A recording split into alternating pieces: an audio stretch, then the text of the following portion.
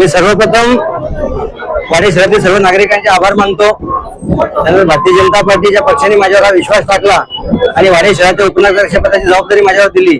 मला या सर्व गोष्टीची कल्पना आहे। वाडी शहर हे भविष्यामध्ये झपाट्याने विकासात होणारं शहर आहे आणि त्यामुळेच येणाऱ्या नागरिक समस्या वाडी शहरासाठी पुढील भविष्य काळातील ज्या योजना आहेत त्या सगळ्यांसाठी पुढची 5 वर्ष महानगराला मिळणार नाही एवढ्या मोठ्या प्रमाणात काम करावं लागेल। कारण ज्या पद्धतीने भारतीय जनता पार्टीला जनादेश दिला या वाडी शहरातील नागरिकांनी त्यांच्या अपेक्षांना पूर्ण पडण्यासाठी आम्हाला तेवढे कष्ट घेणं ही गरज आहे।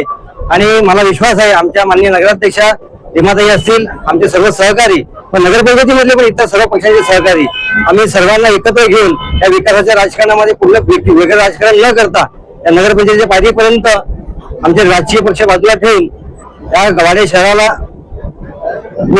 एक उन्नत मार्ग दाखवू असा आम्हाला विश्वास आहे। मागची 5 वर्ष मी वाडा नगरपंचायतीचा सदस्य होतो, त्यामुळे वाडी शहरातील नागरिक समस्या ज्या रोजचे दैनंदिन भेडसावणार आहे त्याबद्दलची पण मला कल्पना आहे।